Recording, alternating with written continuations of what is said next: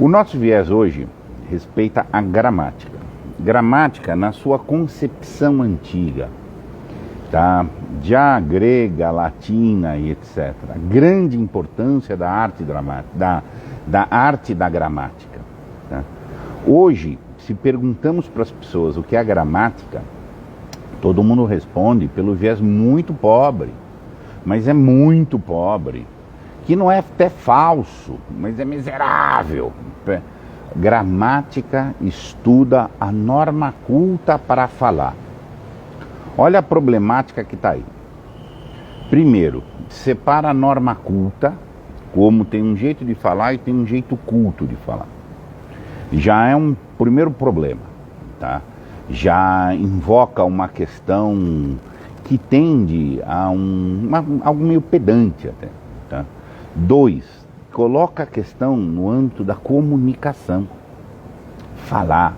Hoje, gente, é triste, mas as pessoas acham que a linguagem é meio de comunicação.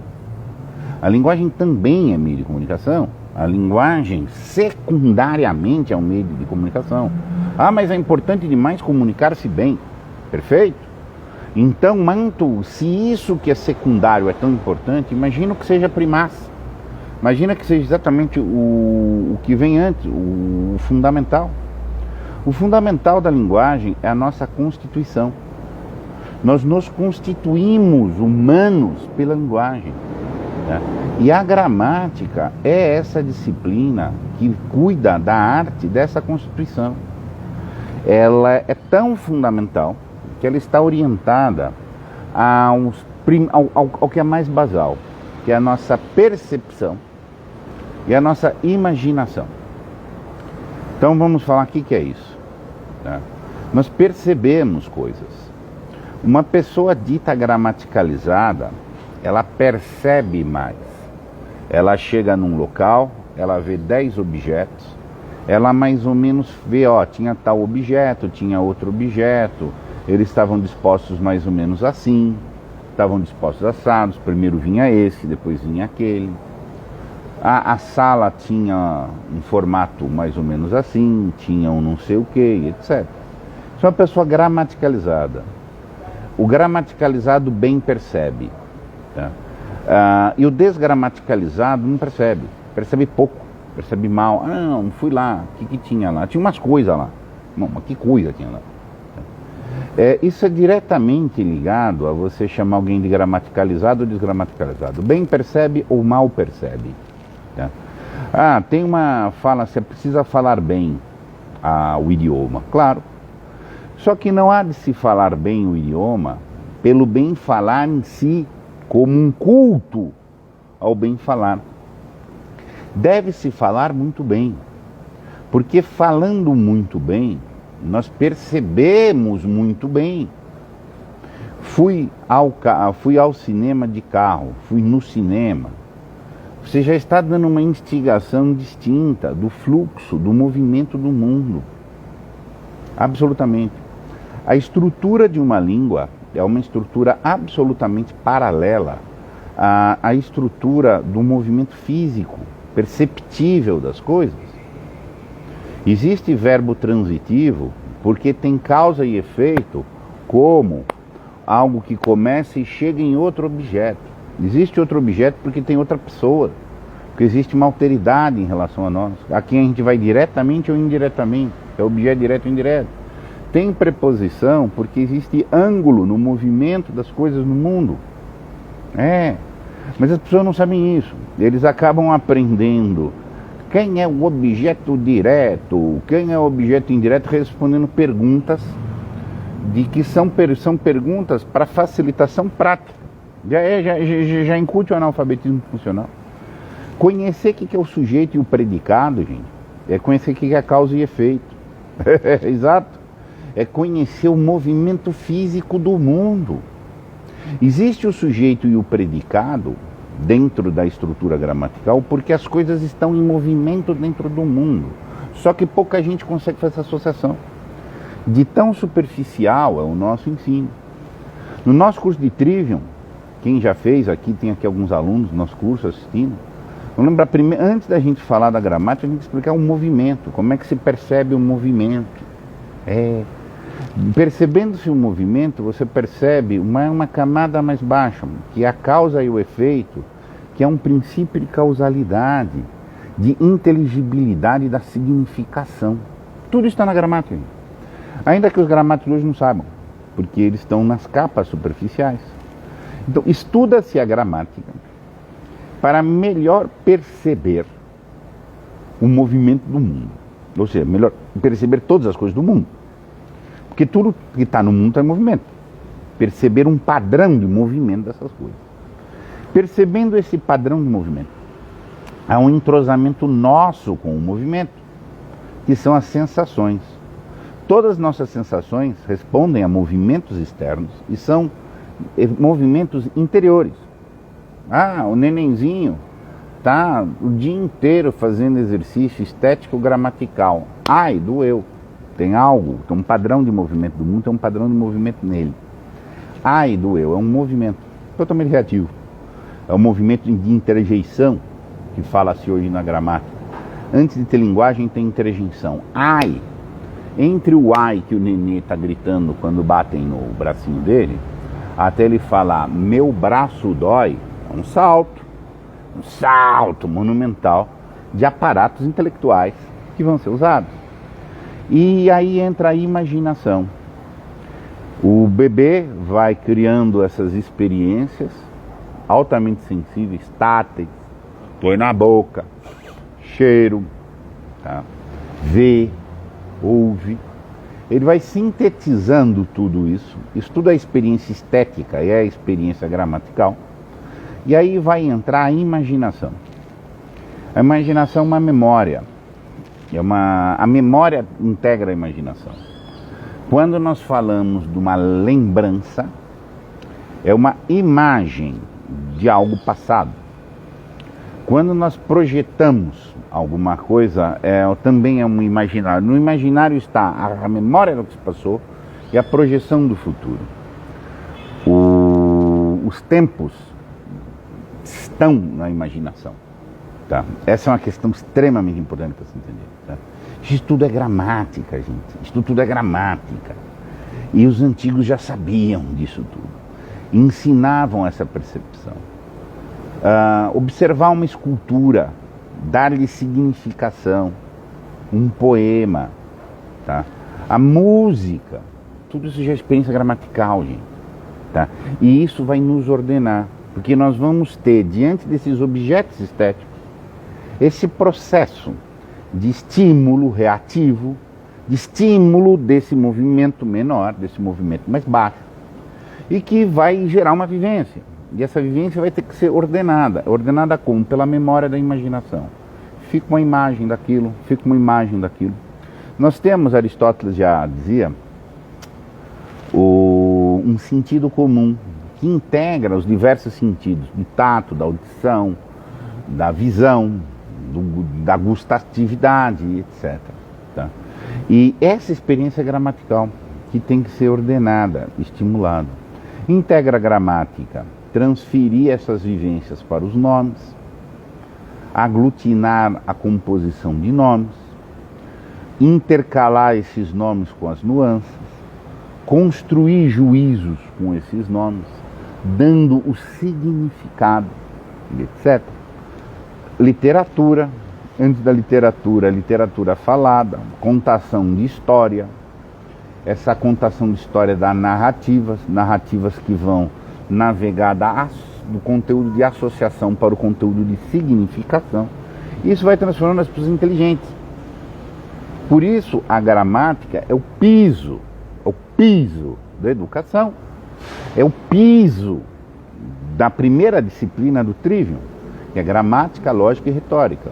Primeiro perceba, imagine, depois você pensa e conceitua, que é a lógica, tá? Depois você decide, que é a retórica, tá?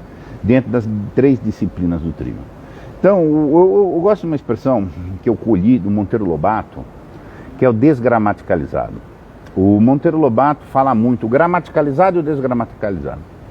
O desgramaticalizado é o analfabeto funcional que tem uma gramaticalização postiça. Ele tem uma posse de línguas, mas ele de um idioma meramente vácuo. Por quê? Porque ele sabe ler, mas ele não dá significado. Ele não tem senso de proporção. Ele atribui valor ao nome, não ao referente, ao que o nome, por sua vez, se liga. Né? Porque são desgramaticalizados.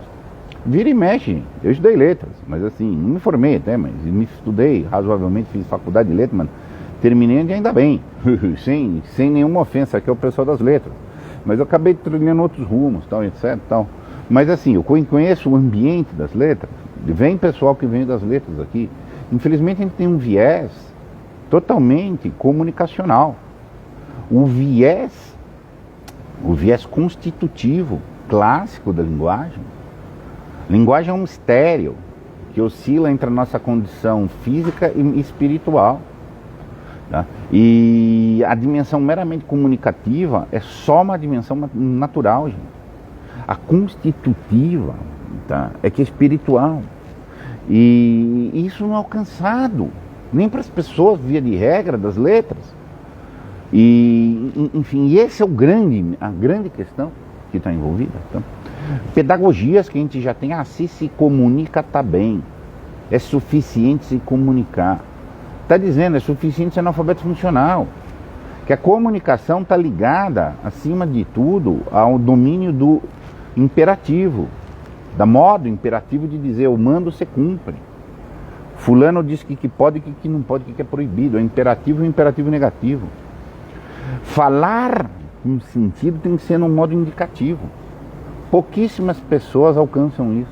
Você pergunta para alguém, a máscara está na minha mão? A máscara está na minha mão? Eu não tenho uma relação com você, eu tenho uma relação indireta com você, porque você se relaciona com um objeto referido, a máscara está ou não? E me diz. Mas a referência é algo externo. A referência é um objeto ou uma ideia. As pessoas não alcançam isso. As pessoas não alcançam isso. A maioria das pessoas, a máscara está na minha mão? Era para eu pôr ou não era para eu pôr? Eu estou ouvindo mando. O que se comunica, via de regra, é mando. Fulano gostou, fulano não gostou. Era para fazer, não era para fazer. Porque no nível meramente comunicativo, a comunicação nos seus primórdios, ela é primeiro um problema do poder. Ela é primeiro um problema do poder, no quem manda, quem obedece, quem que pede, quem que pode, etc. Então, ter posse dessa linguagem oca, que não alcança o indicativo, sabe, é assim, mas os universitários têm essa dificuldade, hein? Eu sou advogado de profissão, coisa do meu meio jurídico. Meio jurídico quase ninguém sabe falar em modo indicativo. Tudo que você fala no modo indicativo tem roupa, cara, jeitão de indicativo, mas a leitura é imperativa. Entendeu? Porque eles são desgramaticalizados. Eles não têm uma percepção além da relação mandei ou não mandei. Isso bebe diretamente, gente, de uma pedagogia cretina que predomina entre nós, talvez no mundo inteiro, inclusive. O fenômeno do analfabetismo funcional não é só brasileiro, tá? E que assim, se comunica, tá bem. Não, se constitui, é que começa a ficar bom. Isso é que tem que ser. Então, para a constituição da liberdade, você precisa perceber o mundo com objetividade. Perceber o mundo, perceber-se dentro do mundo. Você já tem uma estrutura do sujeito predicado aí, tá? Muito, muito sutil, mas muito própria, tá? E a gramaticalização te conduz a isso, tá? Aí você tem que acrescentar faculdades imaginárias que vão criar as condições para você intelectualizar adequadamente e, ao cabo, tomar as decisões. Essa é uma etapa de progressão do intelecto que o Trivium cumpria, que os gregos já cumpriam isso. Os gregos já cumpriam isso. No ambiente grego clássico, aprender a ler e escrever demorava. Tá? Não era assim, uma criança de 7, 8 anos, não. Já pré-adolescentes ou pré-adolescentes para cima, tá? Para aprender a ler e escrever. E alguns só. Eram aqueles que fossem moralmente virtuosos, poderiam ter acesso a ler e escrever. Que seria a alfabetização propriamente dita.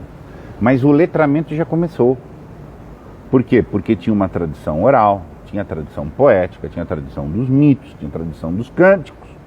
Isso tudo já é uma gramaticalização. Você pode perfeitamente falar em gramaticalização sem alfabetização. O Guimarães Rosa mexeu muito com isso.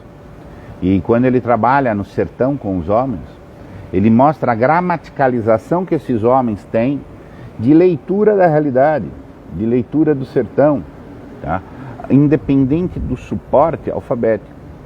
O suporte alfabético tem que ser empregado para tonificar o processo de letramento gramatical, mas não como substituto. Quando a gente aprende na gramática a ler texto, ok, tem que aprender a ler o texto, mas não é propriamente para ler textos, por mais importante que seja ler textos, é para ler a realidade. O jeito que eu leio um texto e interpreto, formulo perguntas a partir dele, lanço hipóteses de investigação, isso é leitura. Ler é pensar.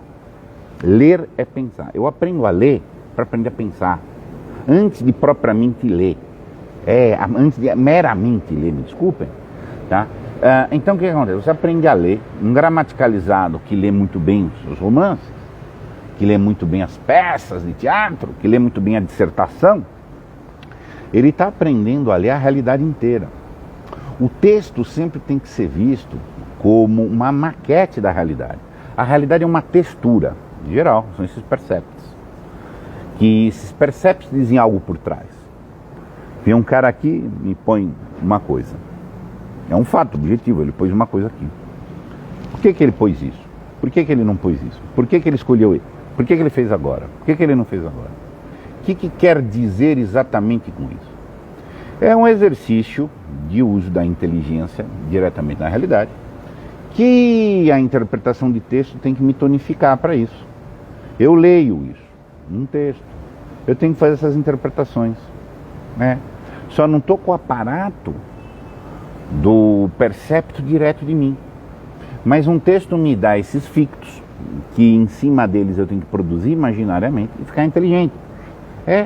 Para me ordenar, para saber como eu me comporto, como eu sou naquela situação. Que sujeito eu sou diante daquele predicado do mundo que está ali. Tá? Então assim, a gramaticalização, gente, é indispensável. Mas estou falando de gramaticalização de gente grande, tá? Que você entenda o peso da palavra, o peso da função sintática, os limites possíveis semânticos. Tá? Por que existe conjunção? Por que existe preposição? Esse tipo de coisa. Por quê? Porque o mundo é assim. Não é porque tem uma convenção do seu idioma que categoriza e estabelece coisas.